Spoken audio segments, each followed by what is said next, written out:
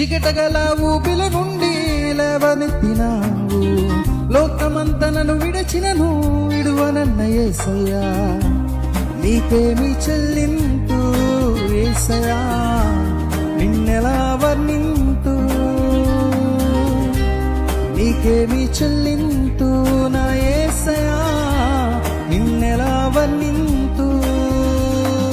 ఓ